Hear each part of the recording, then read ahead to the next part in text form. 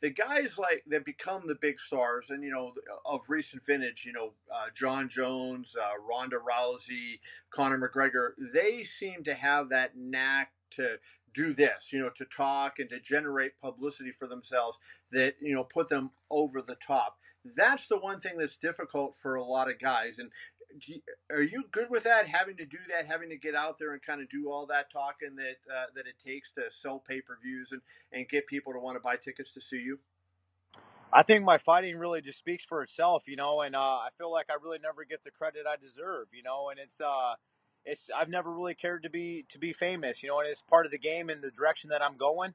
I'm gonna blow up, and I feel like after this fight, people are gonna definitely I'm gonna go down in history, and this fight's not this fight's just gonna be just another little mark on the history books. I plan on taking this guy completely out and dismantling him. And, people are going to go back and talk about that for a long time. Other than that, I don't really worry about things that's out of my control. Like I went back and said, Conor may have made a lot of people laugh about the whole joking around like, who the fuck's that guy? But I was telling you the fucking truth. I'm telling these people the facts. It's just people don't really want to hear the truth because the truth hurts. Is that, this guy TKOs people. When I knock people out, they don't fucking move. And was I lying when I said that? I mean, how many people have been on the canvas not fucking moving, and they've had to go into extra commercial time because they're like, damn. And then they don't even play my highlights because it's too hot for TV. These are the things that I'm telling you that are facts. I'm not stating fiction. I don't have to go and lie and create somebody that I'm not, because that's not me. I stick with me, and I stick to these guns that you're seeing right here. Yeah. That's the fucking truth, man. And I give it to them raw. Like Trick Daddy, man. Just give them to it raw, man.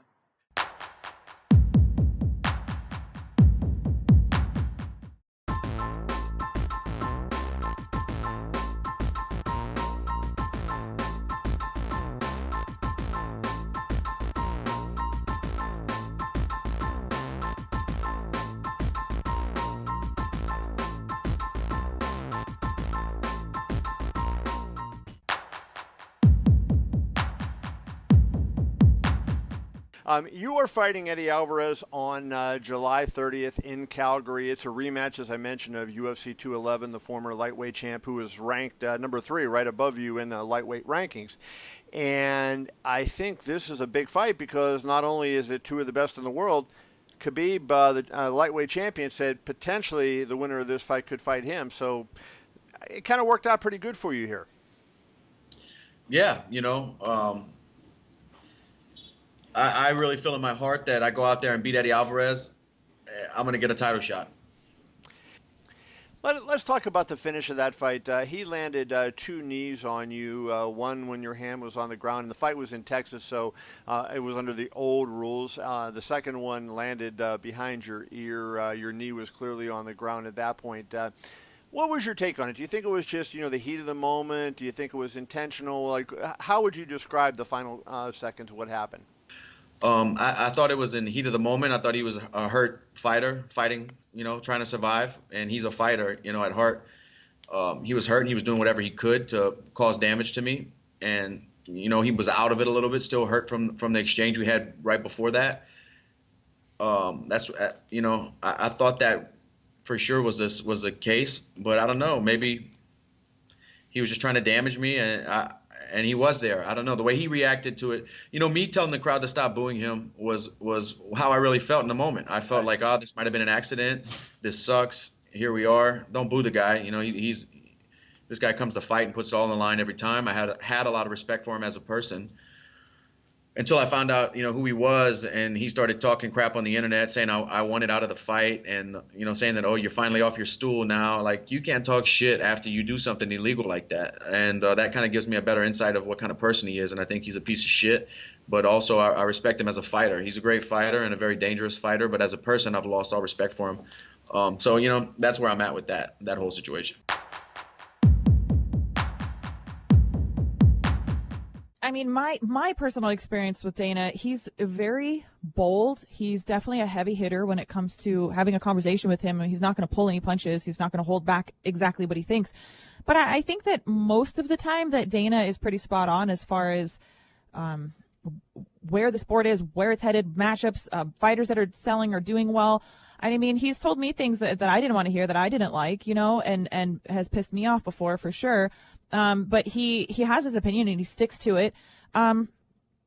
I don't know if like necessarily shitting on the fighters is exactly what Dana's doing. I think he's more just like being real, like how he really feels. Like I remember when Holly Holm got matched up over me to fight Ronda, and I was pissed, and I said, you know what, I'm just retiring. And he was like, yeah, well then just retire, if you're already talking about retiring. And it pissed me off because I was like I'm not retiring or threatening retiring because I don't feel like I can do this anymore. I'm retiring because this is fucked up and I don't agree with it, and this is my, and so I guess it's like his opinion versus my opinion, but I feel like his opinion carries more weight, so it's like it gets thrown around more. And like I guess that's how it probably comes across, as like shitting on the fighters. I don't think he's shitting on the fighters. I just think that when he says something, it's going to resound more, and it's not necessarily wrong or right, but it's just what Dana thinks and what he believes. I don't know, and I've said this publicly, and I've said this in many a private conversation, I don't know how good Dana White still is for the sport, because we don't know what the UFC looks like without him. Fighters have this thing, and Brendan Schaub nailed it on the head. Like,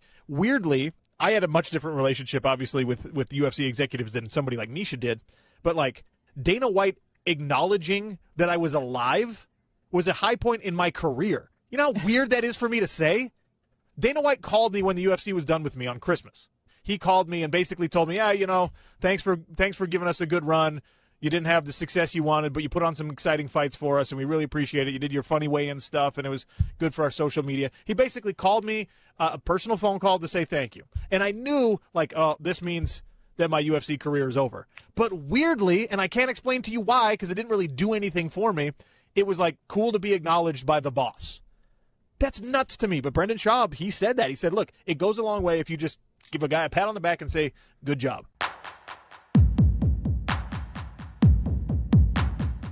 Well, no, you had talked about this before. When people say that they have a tainted supplement, sort of the argument, I don't buy it. And the reason you had said you didn't buy it was because they can just technically go look at the supplement or find out, through whatever means that this is in there, and then they can go back and say, well, this is what I was using at the time. So does this change your perception on this at all? Or because look, USADA, I mean, they don't want, it is their job to catch people doing this shit, right? So I don't think that they want to turn these things over because it makes them look bad as well. It looks like they don't know what they're doing. So does this, when USADA actually says they fucked up, does that make you change your perception on it at all? It's a good question, and it's a valid question. Got to remember, Anderson isn't the only person for this to happen with. I mean, Junior Dos Santos just fought last weekend in Boise. Well done to him. Made a triumphant return. And apparently, once again, USADA held up their hand and said, we got it wrong. And they cleared him. They cleared him of his suspension. Apparently, once again, it was a tainted supplement. I'm not sure of the details of that one off the top of my head. But he had a year out from the sport. His name was dragged through the mud. He's tarnished with that reputation of being a steroid user and a cheat. And then they just say, sorry about that. We didn't mean to. We got it wrong. We accept that. You're back. And in the meantime, as I say, you've been dragged through the mud. Your reputation tarnished. You've had a year away. Dos Santos isn't a spring chicken. He's not a young fighter. He's not an old fighter, but he's not a young fighter. He's got a year of his life away in his prime and lost a year's worth of earnings. So it's a very frustrating situation. And now here we are again in a very short turnaround with Anderson Silva saying the same thing. And of course, there's been all these fighters over the years that have said the same thing. Now I'm just playing devil's advocate. For me, I have a zero tolerance policy when it comes to steroids. But if lots of people are saying this and the facts are coming out that perhaps it is true, then, you have to hear them out and you have to let them have their fair say. Chad Mendes was one. He just recently came back. He said there was something in a cream that he put on.